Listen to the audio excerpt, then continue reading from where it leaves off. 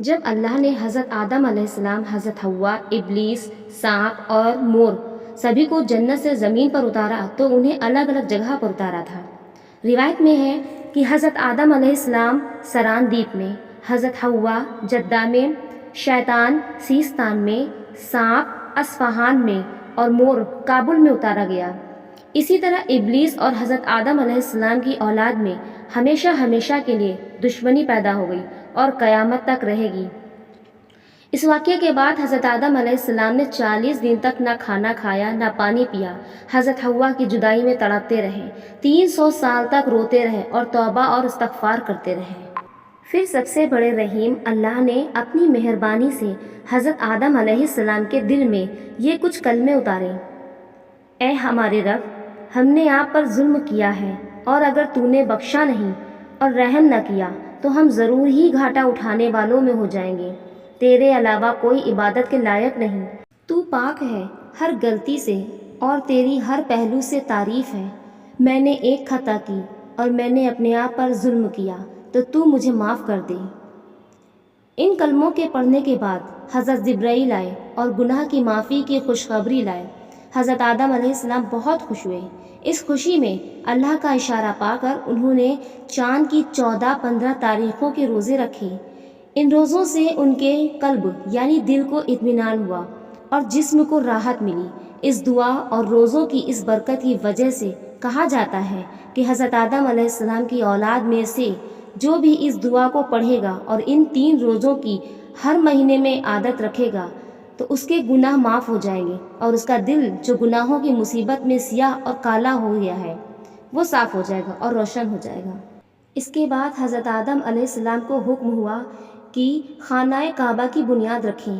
حضرت آدم علیہ السلام نے حضرت جبرائیل کی تعلیم سے اور فرشتوں کی مدد سے کعبے کی بنیاد رکھی اور حجر اسود ایک طرح کا کالا پتھر ہے اس کو جسے وہ اپنے ساتھ بہشت سے لائے تھے اور جس میں خدا نے عہد نامہ اور قول و قرار روز الست یعنی انسانی روحوں کو پیدا کر کے شروع میں اللہ نے اپنے حاکم و پروردگار ہونے کو منوایا تھا اور فرمانبرداری کا وعدہ لیا تھا، اسی کو قول و قرار روز الست کہتے ہیں، تو اس میں رکھا تھا، کعبے میں ایک طرف جمایا۔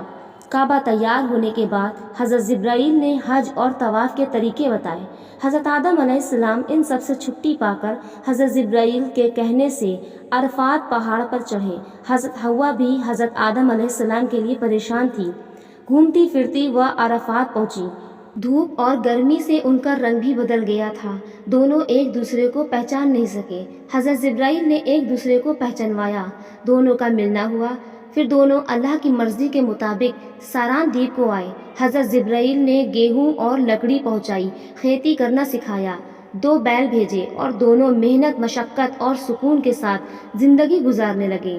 اس طرح سے دنیا میں انسانی نسل کی شروعات ہوئی۔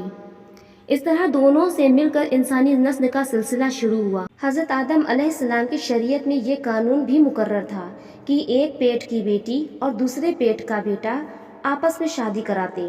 حضرت آدم علیہ السلام اسی قانون کے مطابق ان کی شادی کر دیا کرتے تھے۔ اسی طرح زندگی گزرتی رہی۔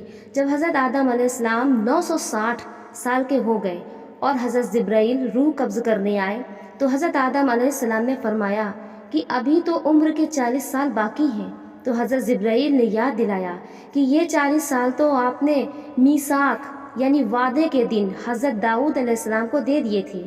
حضرت آدم علیہ السلام کو یہ بات یاد نہیں تھی، اسی لیے وہ برابر انکار کرتے رہے۔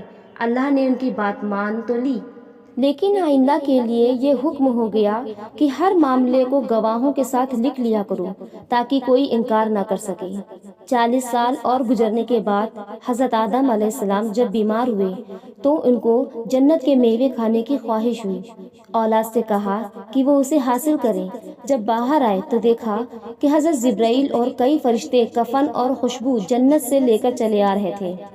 انہوں نے ان سے حضرت آدم علیہ السلام کی خواہش کا ذکر کیا۔ حضرت جبرائیل نے بتایا کہ ہم اسی لیے آئے ہیں کہ ان کو وہاں پہنچا دیں جہاں وہ اپنی خواہش پوری کر لیں گے۔ پھر حضرت آدم علیہ السلام نے اپنی بیوی اور بچوں سے فرمایا کہ تم لوگ یہاں سے جاؤ اور مجھے خدا کے فرشتوں کے ساتھ چھوڑ دو۔ حضرت آدم علیہ السلام خدا کی یاد میں لگ گئے، یہاں تک کہ فرشتوں نے ان کی روح قبض کر لی۔ حضرت آدم علیہ السلام کی نماز جنازہ حضرت شیش علیہ السلام نے حضرت جبرائیل کے بتائے ہوئے طریقے سے پڑھائی اور حضرت آدم علیہ السلام کو دفن کر دیا گیا۔ نماز جنازہ کی یہ رسم اسی وقت سے چلی آ رہی ہے جو قیامت تک انشاءاللہ اسی طرح چلتی رہے گی۔